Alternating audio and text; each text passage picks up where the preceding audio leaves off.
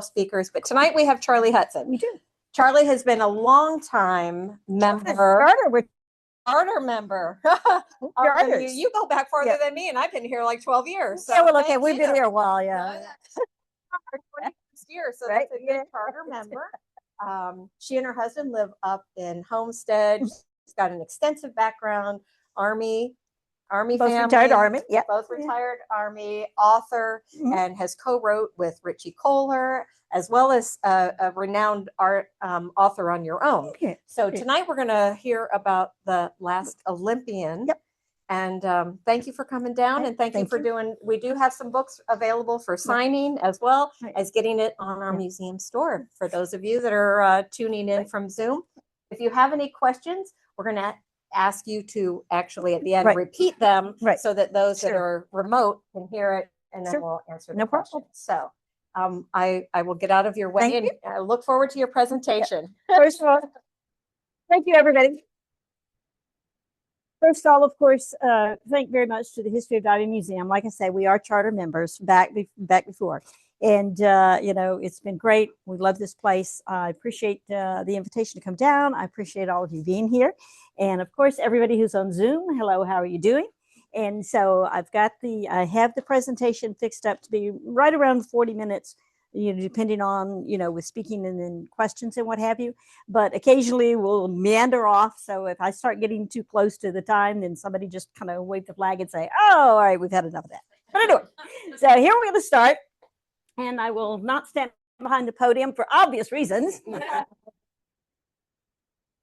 which is how it is. So part of what this first of all, let me ask, has anybody ever heard Richie Kohler do one of his presentations about diving on Britannic? Well, that is not this. Let me just say that right up front. I have never, ever, ever remotely thought about doing that kind of diving.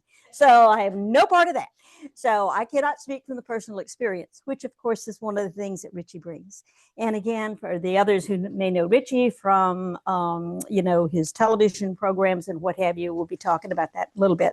So part of why it's called Long Journey to Those Britannic Artifacts, if you recall, in September was when they made the notice that they were bringing up artifacts from Britannic for the very first time. Well, depending on which version of that you read, it was like, oh my gosh, they just discovered it. Not remotely, okay? The fact of the matter is, and we're going to be talking about that whole thing with all the diving, is divers have been trying to get permission to bring artifacts up since the 1990s. And so they only recently granted it. They actually granted permission because of being involved with the book.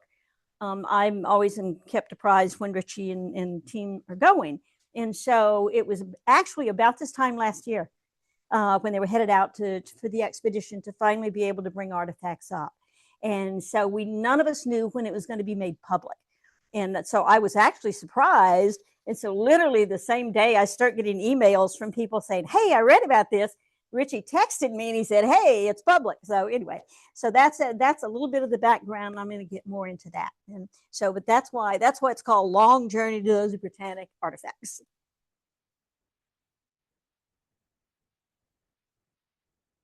So what this is this is how it really all started. Want to help me write a book. So in making the connection, in reality, Richie and I met online. And so what it was I was doing, I know it's not quite what it sounds like. So when I was doing my book, Islands, an Introduction to Artificial Reefs in the USA, I had been told that Richie was really very generous. I was looking for people to give me the back cover blurbs that you read. And I was told Richie was very generous. And I don't even remember who connected me with him at the time. And so I reached out to him. He said, hey, I'll be happy. I'll you know, send me the manuscript. I'll read it. And so he did, in fact, give me a blurb for the back cover. That's how we started. And then when I did, I have 2 different scuba themed mystery series. And so the second series, Georgina's Grief, I had a situation to where I had a scene that I was trying to verify. It all had to do with if a CD, very carefully wrapped inside of a safe that had been submerged in a wreck for 15 years would still be good. So I said, Richie, I said, I don't care what the answer is, just give me the answer so that way then I can craft the scene appropriately. So he got back to me on that. So that's how we actually, and we were exchanging emails periodically. And of course, you know, he was reading my books. So then what happened was in 2014, he reached out to me. He said, Charlie, he says, we're coming down. He says, let's meet. He says, I've got something I want to talk to you about. Well, okay. And so we sat down and he said, look, he said, I really want to write this book. Now, let me explain. This is very much Richie's book. Richie writes great articles, you know, wonderful technical articles. But as a few of you in here know, being able to write a good article is not the same thing as writing a book. And so that was that's what he was reaching out to me for, is he had all this content and all this information, but putting it into a book is a different kind of thing. And I, like many people, was not familiar with Britannic. I mean, everybody knows Titanic. I wasn't familiar with Britannic. And so as he's talking to me, of course, it's like, this is really great. And so that was how the arrangement came up. And so that's how we started. And like I said, we were right here. As a matter of fact, we had lunch at, I'm trying to remember, but it was here in Tavernier. We had lunch. We agreed to it. And so what it comes down to is literally, and because of Britannic being done during the World War I time frame, again, like many people, unless you're just a real historian, I was not that familiar with World War I, so I wanted context. So I read all kinds of things, fascinating things, most of which couldn't fit into the book, but that's okay. And then I traveled to a number of different places. And I met adventurers and historians and an artist, and I'll talk about the artist in a minute. And so one of the great things about this was I was then brought into this group of people who had been diving Britannic off and on. In fact, I went, the very first trip I made was out to California, and that was the only research trip my husband, Hugh back there, was able to go on, because I was going to speak to a guy named Park Stevenson, which some of you may have seen. He's very much an expert on Titanic. And some of you may have seen him on some documentaries. And so, but I don't speak engineer. So I had to have somebody translate. So he came with me, and like I say, we went and had a great visit there. And then later I went over to the UK to where I met this wonderful group of people, either in person or spoke to some of them on the telephone. And I'll talk about that more in a minute. And so that was my adventurers and my historians. And artists, I'll talk about it in a minute, because that's something kind of unique. We'll go to the errors. Okay, so this is, in fact, the book is, in fact, a dual story. Yes, there's part about the history, but it really is very much about, it's very much about the progression of diving through technology and everything else, particularly Richie's, you know, long journey from the very first. I'm not sure that he did use double hose. He probably did. Double hose all the way through rebreathers, and the many things that have happened along those. And so that's because Britannic is, in fact, one of the Mount Everest of diving. So the book is in 3 parts. So part 1 is the history, and then part 2 is about the many, many people involved in the diving, and then part 3, and honoring a friend's legacy. That part is actually going back for a dive, which is going to be a very critical explanation there. And that's Richie's day-to-day journal. Well, it's some lead-in into the trip, and then his day-to-day journal during the expedition, and then some wrap-up. But the first part, the traveling through time to the fateful day, basically I, in fact, wrote almost all of that. And then part 2, though, that's predominantly Richie's information, many of the divers that I met and other people. And I just wove those things together. And then, of course, like I said, the third part, that was when Richie was on the island doing the diving that we'll talk about. So let me see if I can find the, okay, hang on. All right, history first. Okay, really fascinating.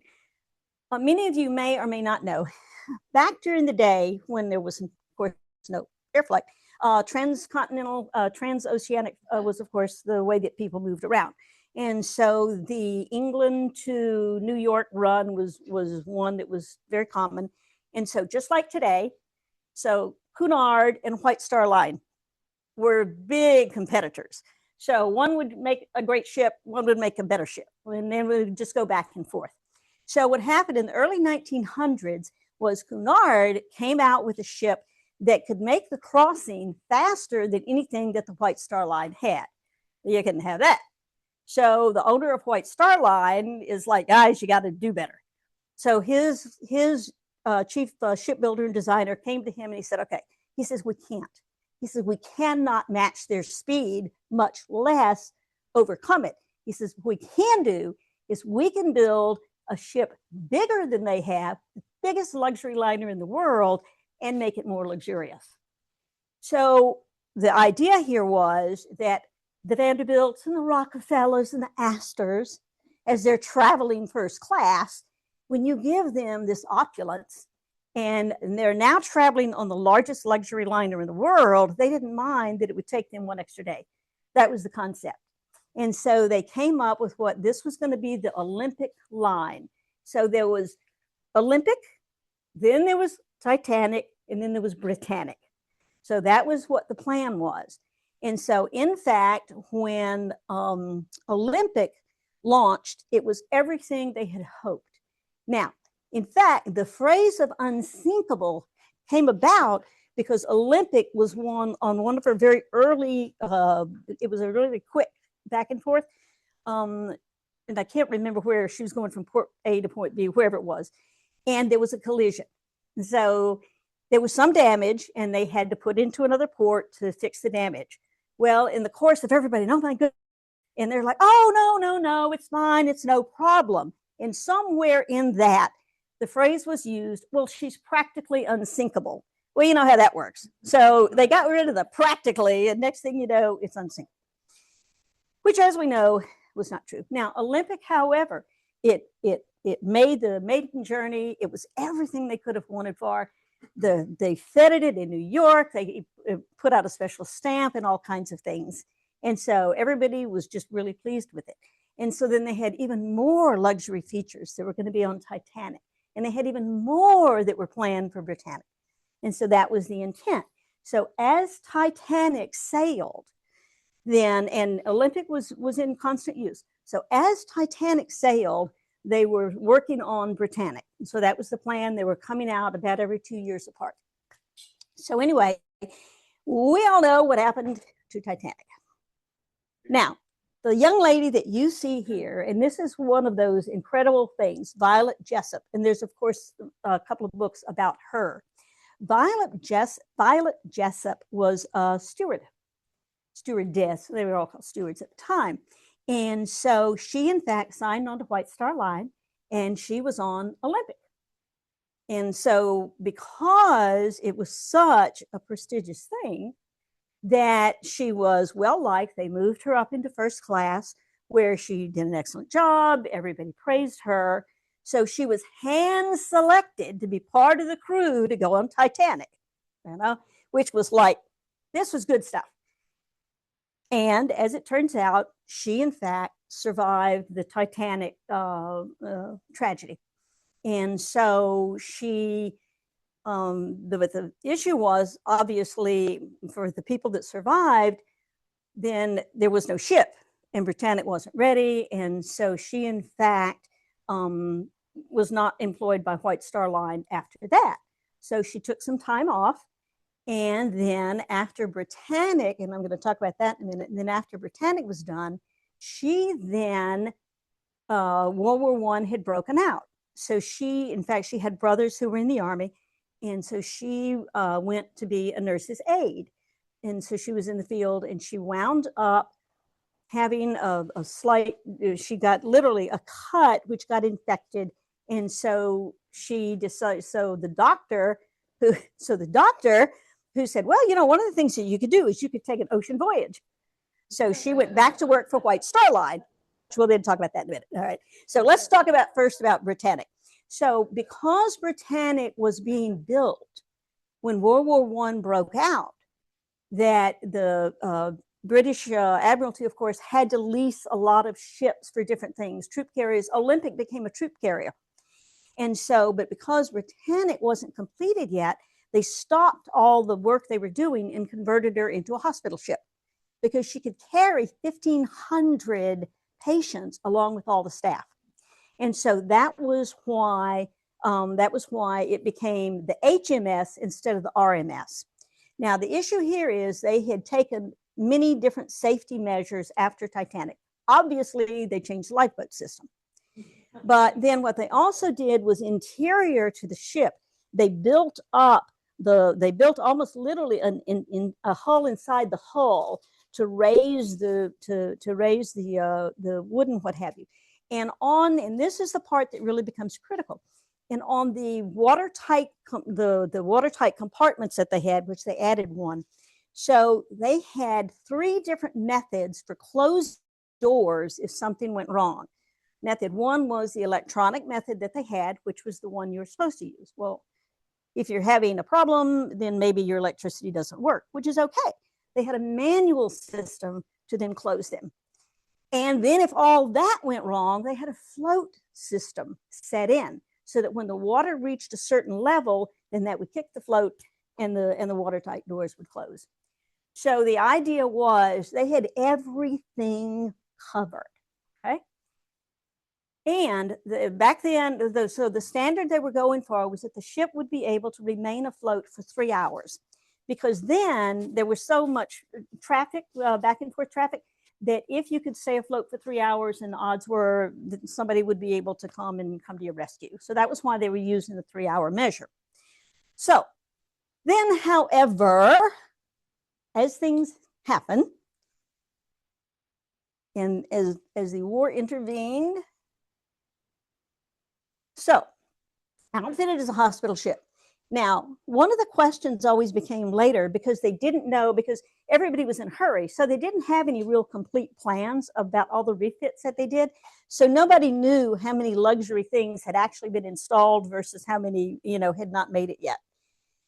So now in the misfortunes of war. So as you can see, Britannic was very, very clearly marked as a hospital ship. And to include, because of the electrical thing, they had the lights. So the ship was lighted at night with the green lights. So there's no way you didn't know that that was a hospital ship. And so somewhat, only a little better than her sister ship, Titanic.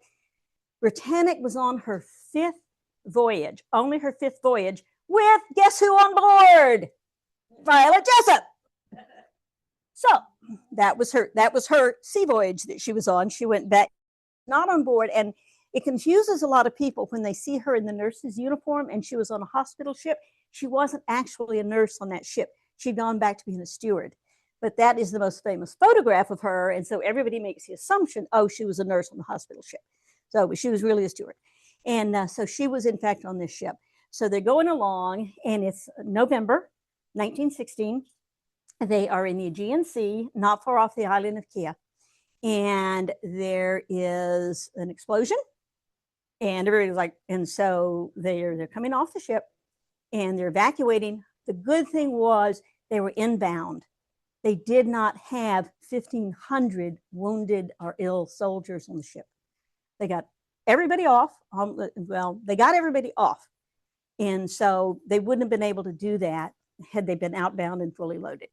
And so the issue became then, of all the things to happen, 30 people died because a couple of the lifeboats, because the propellers, of course, are huge, and the propellers were still turning. And a couple of the lifeboats got sucked into the propellers. And that's how Violet Jessup, in fact, was in one of those lifeboats. However, it was not her time.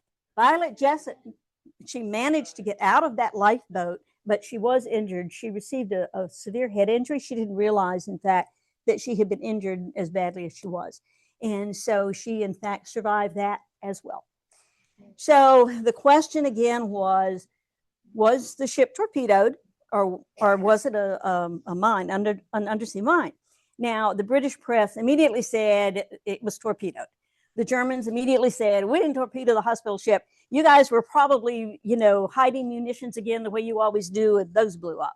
Now, the fact of the matter is, there were hospital ships torpedoed by the Germans during World War I. So it was not necessarily an unfounded allegation.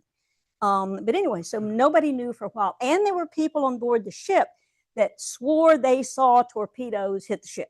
And there were actually two explosions. So there you have it. So that was one of the questions that nobody understood. So again, unlike Titanic, the loss of life was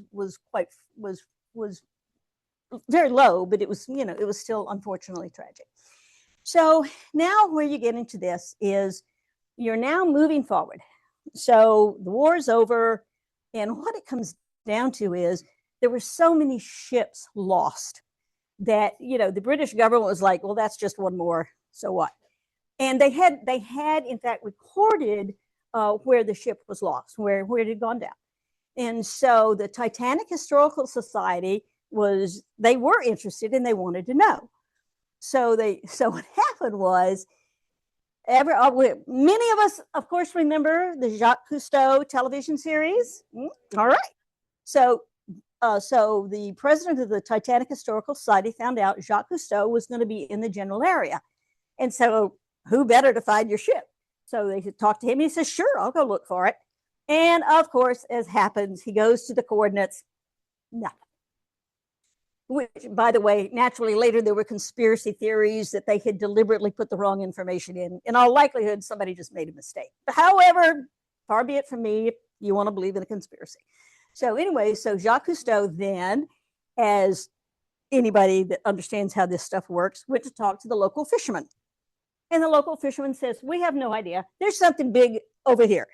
And he went, and certainly that was the ship. Now remember, 1975. The ship sits at 400 feet, 1975.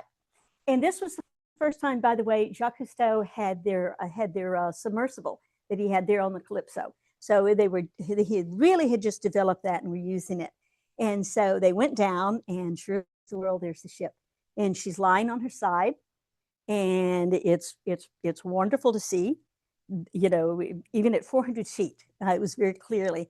And so he and his guys decided, so in 1976, he took his team, and diving 1976 to 400 feet, as you can imagine, was very limited bottom time. Now they did use the submersible some, and so basically what they would do is they had an onboard decompression chamber. And so what they would do is very short dives, and then they would get in chamber, what have you. And so they spent some time on the ship, and were able to find out a very few things, but they weren't able to determine very much. Just the fact that they had located it, however, was the important thing. So now we're moving forward into part 2 of the book. So the ship has now been discovered. So obviously other people want to dive it, but basically 20 years passes, because like I say, I mean, you had to have better technology to dive to 400 feet for any extended period of time. And so there were different people working on different things. So now I want to talk for a moment about how you buy a shipwreck. Because as it turns out, remember I talked about that I went to the UK and I met some fabulous people, one of which was Paul Loudon Brown, who is the historian for the White Star Line, and he is also the historian for the Belfast Titanic, which is a fabulous, if you've never been there, it's a wonderful, wonderful facility, which because I spent a couple of days with Paul Loudon Brown, I got a nice behind the scenes tour. It's a great thing. I'm looking through the door of the drafting room where they drafted all the plans for all these ships and what have you for the White Star, and watching, where they used to launch the ships and so forth. And so Paul Loudon Brown, in fact, started collecting. He has the largest personal collection of White Star Line artifacts in the world. I think he said his first item he collected, he was like 14. And he's an extraordinary individual. And so then there is Simon Mills. Simon Mills, who is also, a historian, he was specifically enamored of Britannic and did a lot of research. He's written, I don't know how many books. So just like our government does, Britannic, again, to them, it's just a war loss. So at some point, there was a lot is in a lot of specified to go up to be sold of salvage ships.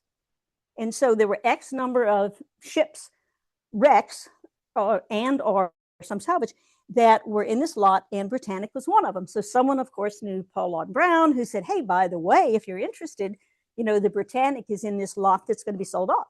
And so he reached out to Simon Mills, who was the one who, because Paul Lawton Brown does all of White Star Line, and then Simon Mills, of course, was specific for Britannic. So Simon Mills bought that lot with a couple of ships that he did whatever with, and then Britannic. So that's how you buy a shipwreck, just in case you ever want to. Anyway, so Simon Mills is the owner of Britannic. And so in 1995, Bob Ballard decided that he's going to, and that's the very first large expedition that's been done since the one in 1976. And so Bob Ballard, lots of toys. I mean, anything that Bob Ballard wants, Bob Ballard has. I mean, it was, submersibles, every camera that was available at the time. Now, they did not put divers in the water. It was strictly done with ROVs and submersibles and what have you.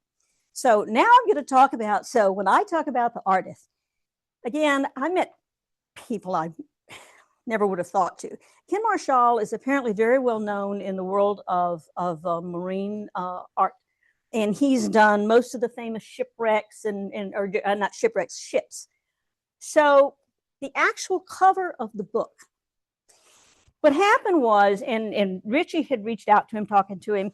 And so Ken Marshall was on the expedition with Ballard because in addition to all the cameras, he wanted someone to capture it from an artist's perspective. And so he went on this expedition and had a wonderful journal. And in fact, some of the things that he wrote was so great that I included a chapter personally from him about his experience during that expedition, but about the cover of the book. While Richie was talking to him, he said, I've always wanted someone to commission a painting of Britannic. Richie said, well, okay. And so Richie commissioned the painting. And so Ken Marshall, the cover of the book, so this painting that Richie commissioned from Ken Marshall is now hanging in Richie's home. And then Ken Marshall, and he is part of why he's so famous. He is so careful about what he does that he literally scaled that painting to the actual ship. And when you look at the cover of the book, you'll see this little bitty tiny diver here, little bitty tiny diver there. Those are literally scaled to the size of a human being. That's the level of detail the man put into this. So that's the story of the artist that I met in the process of this book. So anyway, right. So next up, now we go back to the UK. So the next group, Kevin Gurr, and for those of you who may be familiar with the people across the pond, that was when the tech diving was really just getting started, and people were doing different things. And so the group over there was very much involved diving, and they became interested in this. And so they were, in fact, doing different things that hadn't been done before. And in sitting down and talking with Kevin Gurr, he said, it's not that we were trying to be the first or pioneers. We just wanted to dive. And we couldn't do things until we had certain equipment that didn't exist. So they've been involved with a lot of things like that. So he and the UK team go over in 1998. And now we get into one of the issues going back to why it's taken so long to get artifacts up. Every country makes their own decision about when it comes to ships in their waters. In Greece, they don't care who owns it. If it's in Greek waters, they control the permits and what can be done with it. Now, that can be coordinated, for example, in this case with Simon Mills, who owns the ship. But Greece is very plain. No, if it's in our waters, we have to say so, okay? So they are so strict that when Kevin and them went over, they took a plaque because this was going to be a historic thing. So they take this plaque so that they can leave on the ship. So, all right. So they've got the plaque. They're going around the island, doing film so that they can document everything. Well, either the police saw them or somebody reported them or whatever. So the police hauled them in and said, what did you take off that ship? They didn't take anything off the ship. We haven't put it on the ship yet. So they questioned them. They finally had to sit there at the police station, run the entire film backwards so they could see them take the plaque out and walk around with it. And they said, well, all right. So this is why artifacts haven't been brought up until it. Okay, that's the level of control we're talking about. Just a little tidbit for you. All right. Okay.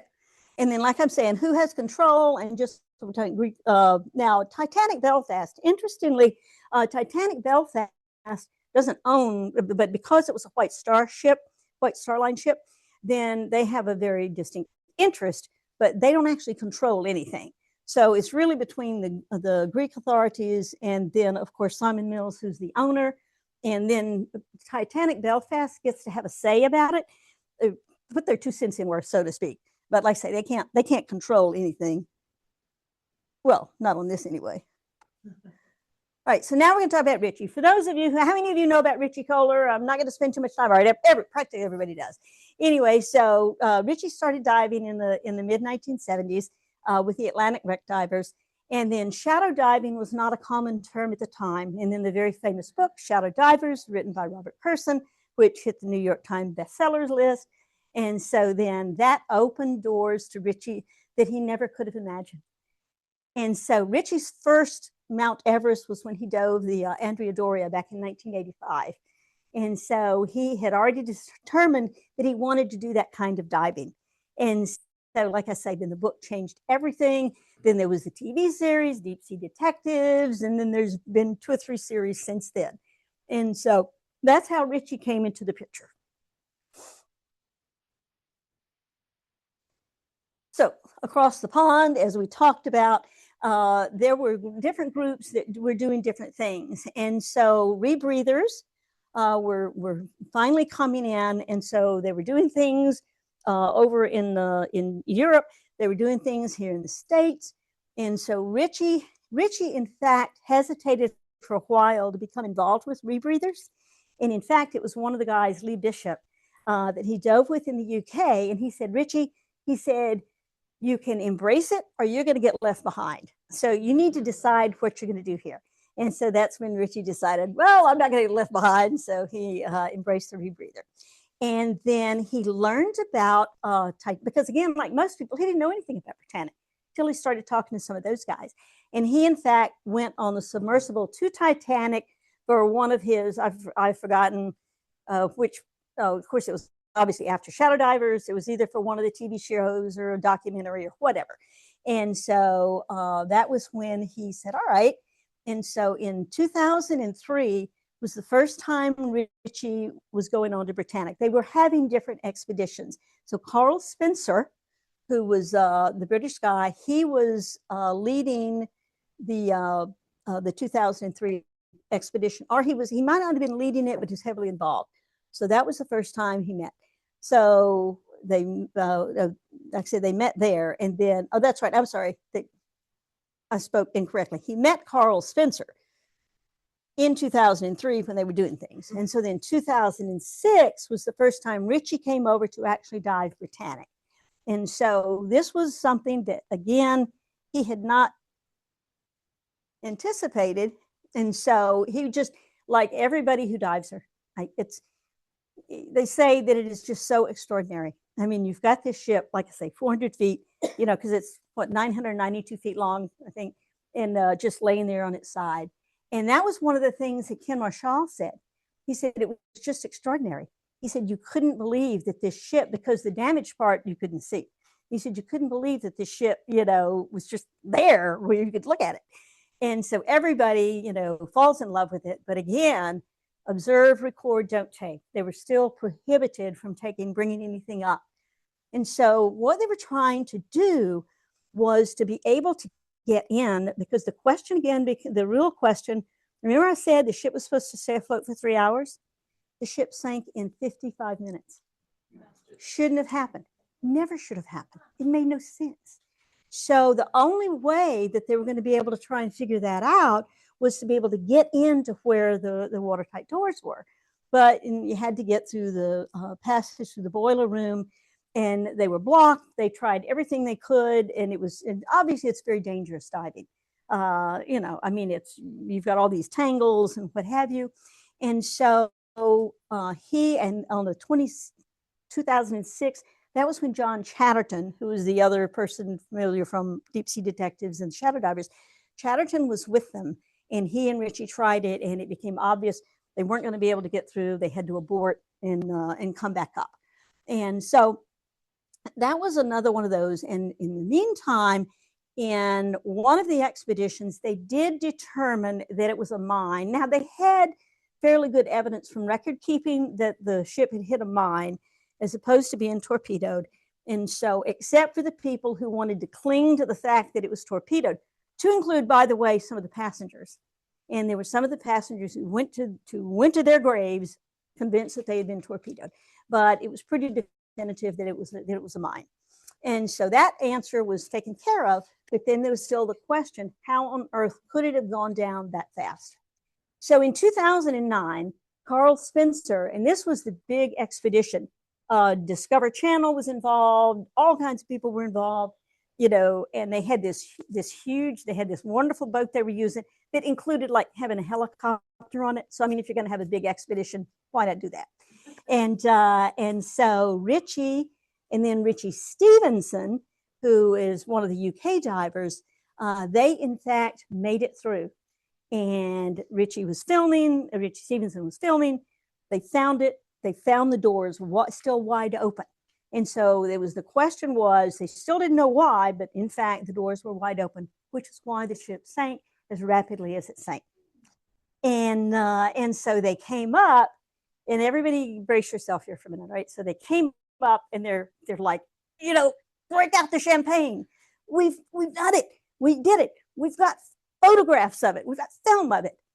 And they came up, and sadly and tragically, Carl Spencer had died earlier that day.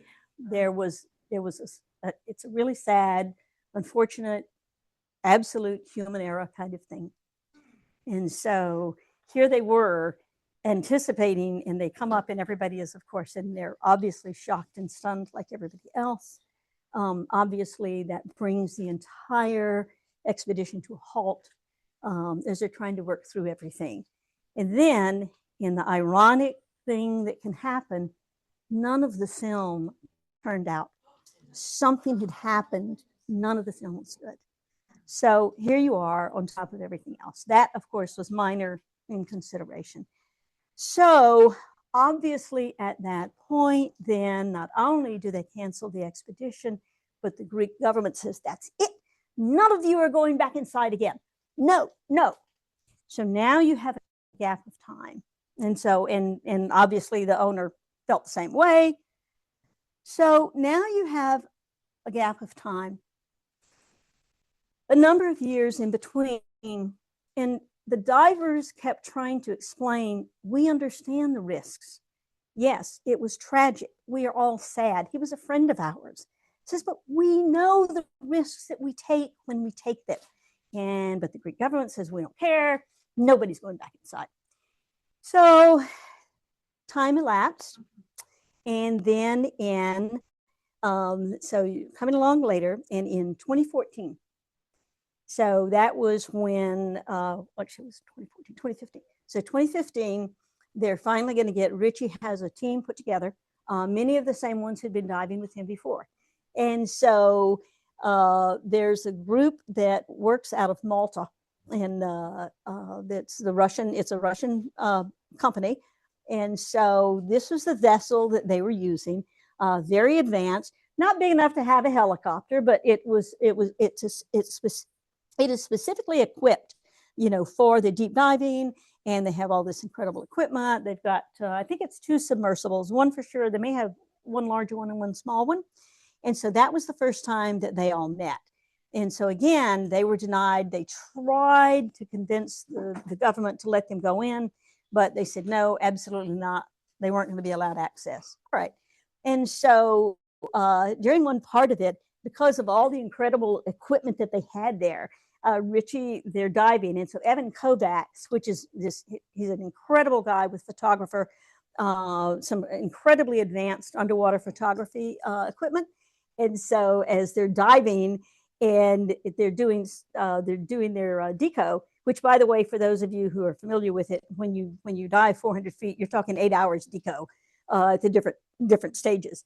And so one of the things the Russians had was they literally had their platform underneath, and I've forgotten which deco stage it is, where they have bottles of gas that are there if you need it, and they've got you can just kind of hang out instead of hanging on a line. You're comfortable on this platform, and they've got extra gas, and they even have a little spot with an air pocket, so you can pop up there and breathe a little bit if you want to.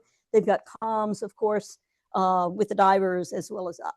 And so that was the whole idea. And this was the expedition that Richie was going on where we were writing the book. And so that was, so like I said, that was the fall. I guess it was September of 2015. And so because they weren't allowed access and because we were writing the book, we made the determination that, okay, what we're going to do is Richie is going to very detailed bring those memories back because, okay, they didn't have the photographic evidence, but Richie Stevenson was there with him. He was there. And so that, in fact, is how that part of the book is written about everything that they saw. Okay, so that's the vivid memories recalled. And so in between that 2015 expedition to the one back just last year, he made 6 more wet trips, and then he was in 2 with submersibles, all of these through the Russian group that he's diving with. They added a few new team members, and like I said, they never stopped asking and explaining about why they should be allowed to bring the artifacts up. They're just, the fact of the matter is, if you don't bring them up, they're just going to deteriorate. And so finally, oh, and Richie was going around to all kind of different places around the country, in Europe and Asia, and shooting videos and making presentations. And so, in fact, finally, however many agreements were reached and with who all they were agreed. So like I say, so it was in May 2025. There was a team of 11, 5 of whom had been with him on other expeditions. And so they were able to do the retrieval. So they have a list that they're working off of. So they brought, among other things they brought up were the bell, one of the bells, binoculars, and some tiles, and then a wide variety of other things. And like I say, they have a list that they're working off of. And so, but again, it wasn't officially announced until September 2025. And so they were all ecstatic. And he, of course, I had a text from him as soon as they got back up with things. But like I said, we did not know when it was going to be publicly released. So what's supposed to happen now is in September, October timeframe, Richie's going back. This will be his 20th year. And this is the 110th anniversary of the ship sinking. And so this is it. One of the things, like I said, the Marconi is still there. That's one of the big things they wanted to bring up. So it's kind of the priority, but there's a little bit of an issue with where it sits and what have you. And so they did the first bringing, of course, and now they're going to do this. And there is a dedicated museum. It's actually the Museum of Underwater Archaeology for Greece. And so the Britannic articles are going to be in the section for World War I. And so that's how they've done that. And so that's what the intent is. And so Richie's pretty excited about it. I'm not sure how many. Oh, I'm sorry. My apologies. Okay, so you get used to this when you're working with it. So the Marconi is in fact radio. And so remember in Titanic, the whole thing about the messages they were receiving and what have you. And so, yeah, so the Marconi and the distress call that went out. Now, interestingly, because for those of you who are real history buffs, hang on here just one second. And the Marconi, which is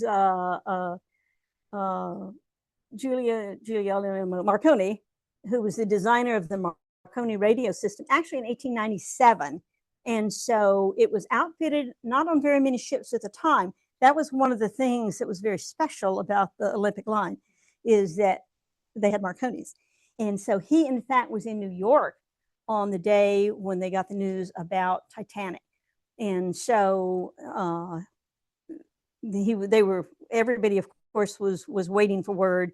And obviously the very last transmission that occurred was when they were calling for the SOS, and that was it.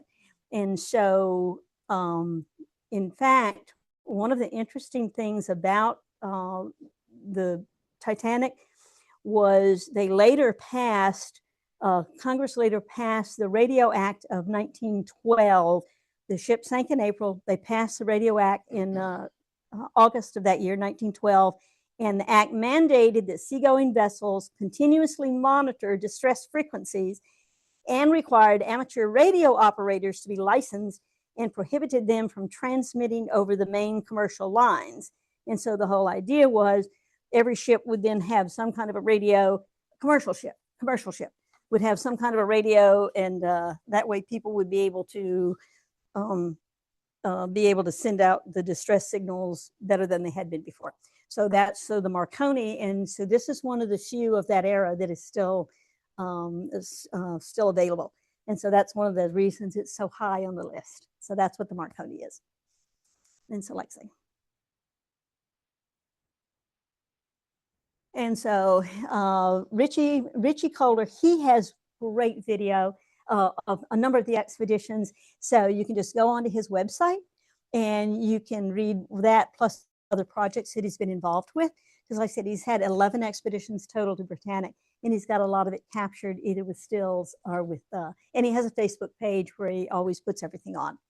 And so that's, like I say, and that's, we were at, where were we? Beneath the Seas or somewhere like that when we had the book, and we were doing that. So that's, and like I say, for me, it was just such an incredible experience. And I was able to meet people I never would have imagined, and like I said, become involved with people that I wouldn't have thought of. And it's just fascinating to listen to them, and particularly the ones that have been with it for a long time. So that's the end of the presentation, and I'll be happy to take any questions. Oh, yes, the question was, part of the artifacts will be in Greece, and the question was, where's some of the others going to be? And actually, they'll be split. Titanic Belfast will get some, and then they'll make other decisions about who gets what, depending on what all they bring up. And obviously, you know, there's a lot of negotiating that goes on about that kind of thing. Anybody else? Yes.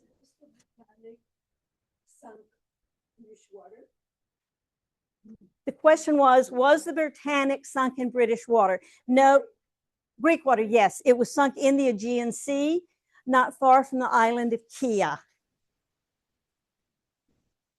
Was the Britannic a smaller boat than the Titanic? Oh, was the Britannic smaller than Titanic? No, they were the same. That was the whole point, was all of them with that I think it was 992 feet. And so that was part of the whole thing. The only difference was each one of them had more luxuries installed. The size was the same. Anyone else? White Star Line's still in business after 3 ships? Oh, actually, the White Star, and speaking of which, the White Star Line remained in business for a very, very long time. And in fact, Violet Jessup, after having been sunk on the second ship, survived and continued to work for White Star Line and continued out her career. And so that was, and as it turns out, there were 3 or 4 other individuals that in fact had served on each ship and survived the sinkings. So yeah, so there were a handful. Was the Britannic as luxurious as the Titanic? Oh, was the Britannic as luxurious as Titanic? Even more so. Well, had they finished outfitting it. And that's part of the question. That's part of what they're looking for. Because, for example, there was a thing called the Turkish baths, and they were never sure if, in fact, they completed those. So that's part of the things they're looking for as they explore the ship. Yeah. So there was some, it was when you go and look at the photos. Oh, and just as an aside, not that I think that any of you will ever actually be there, but if by chance. Olympic did finish out after she finished being a troop ship and converted back to being a liner. Olympic did stay in service for, I think, a total of about 30 years. And it's either a hotel, it's either a restaurant in a hotel or a restaurant in somewhere in England. It's in the book, where the dining room is outfitted with items from Olympic, to include some of the wood that was used there. And in fact, Carl Spencer had, during part of his whole adventures, had dined in that dining room. And so, yeah, so like I say, it's that was the only one of the three that survived, unfortunately. I have a question from Zoom, actually. Yeah. Marion wants to know, are they still trying to determine why the doors did not fit? Oh, goodness, I did forget that important point, didn't I? Sorry, guys. Okay, the door, what they think in the book, Paul Lawden Brown and Parks Stevenson. Remember I said Parks was an engineer? And so he did a lot of research, and he believes that what happened is the Germans had begun using a slightly different type of mine, and there was a special munition.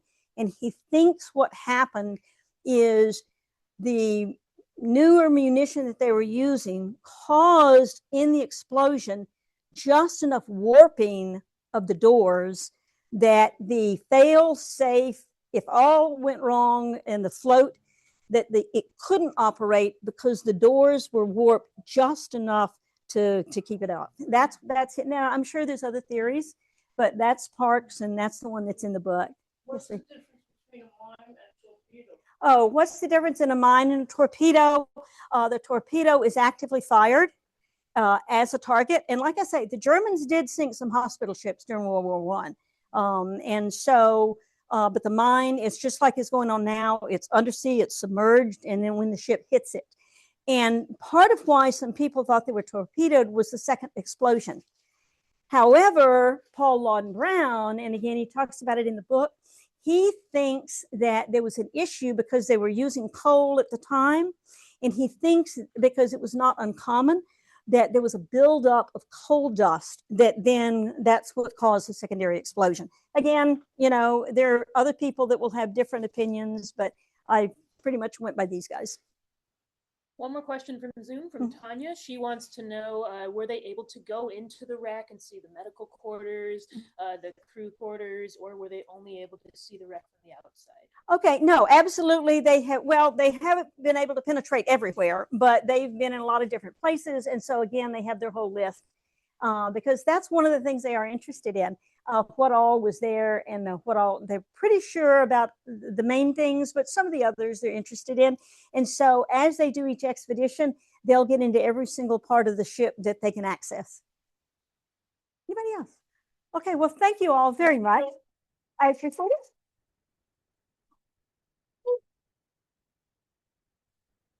So I do want to thank Charlie for coming in, doing this talk tonight. She is still selling her book. If you guys want to read more about the Britannic and all the research she did going into that book, she is selling them tonight. And I do want to thank you for being our Immerse Yourself speaker this month. So as a thank you, we are giving you and Hugh a 1-year extension on your membership. You can visit the museum 362 days a year. Yes, indeed. Yes, indeed. Christmas and New Year's. Yeah. And we are also going to give you our 20th anniversary pack.